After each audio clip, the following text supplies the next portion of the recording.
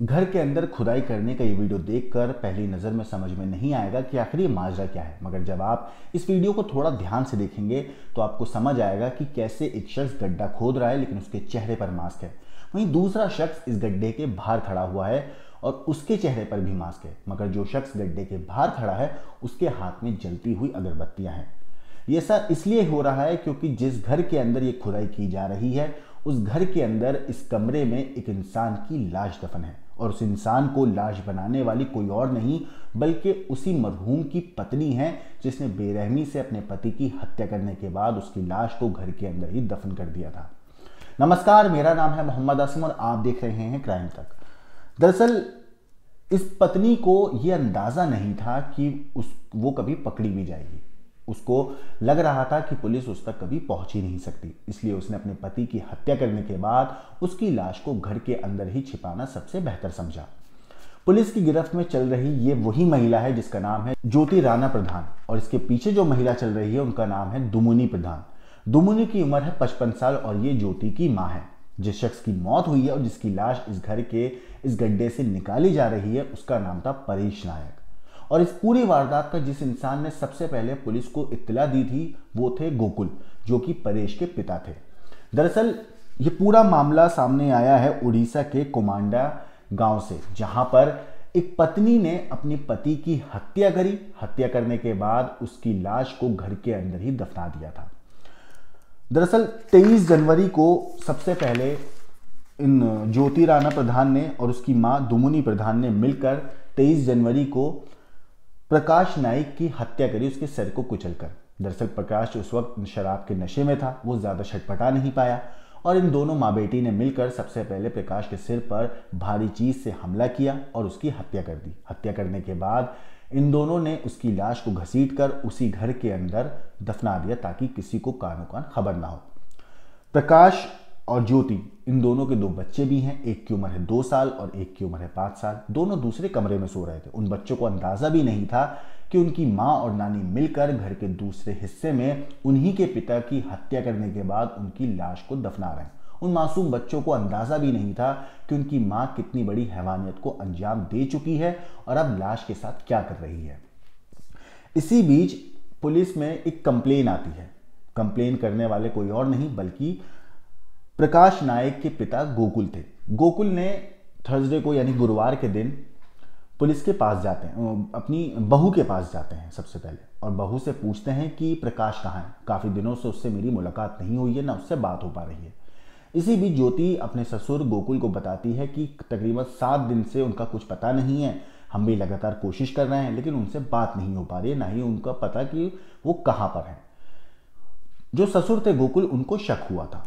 इसके बाद वो पुलिस स्टेशन जाते हैं कोमांडो इलाके में, और वहां जाने के बाद पुलिस में अपने बेटे की गुमशुदगी की रिपोर्ट दर्ज कराते हैं। दरअसल प्रकाश जो था वो काफी लंबे वक्त से अपने ससुराल में ही रहा करता था और आए दिन पति पत्नी के बीच में कहासुनी होती रहती थी। लेकिन ये घरेलू कलेश इतना ज्यादा बढ़ गया कि 23 जनवरी की रात में दुमुनी और उसकी बेटी ज्योति ने मिलकर प्रकाश की हत्या करके उसकी लाश को घर के अंदर ही दफन कर दिया।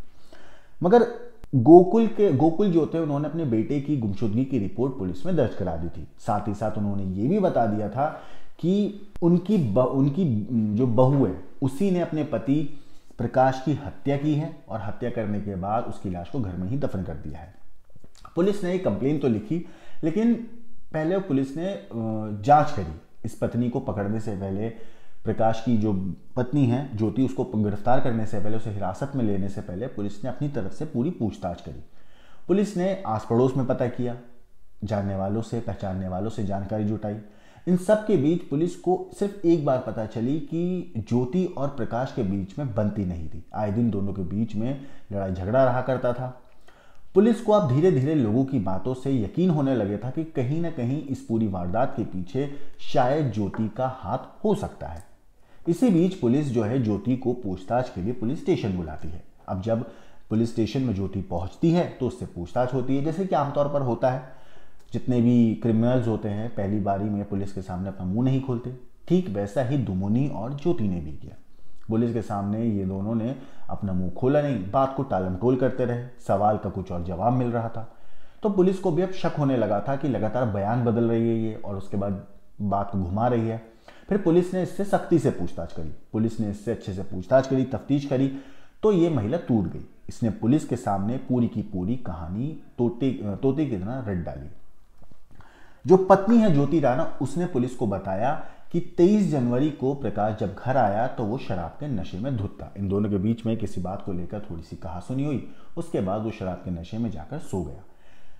उस वक्त दुमुनी ने और जो पत्नी है ज्योति राणा प्रधान, इन दोनों ने मिलकर सबसे पहले एक भारी पत्थर से, भारी चीज से प्रकाश नायक के सिर पे वार किया, जिससे उसकी मौके पर ही मौत हो गई। मगर अब हत्या करने के बाद सबसे बड़ी चुनौती थी इन दोनों के सामने लाश को कहां छुपाएं। अब अगर घर से बाहर लेकर जाएंगे तो लोग देख लेंगे, उनको पता चल जाएगा कि प्रकाश की इन दोनों ने हत्या कर दी है।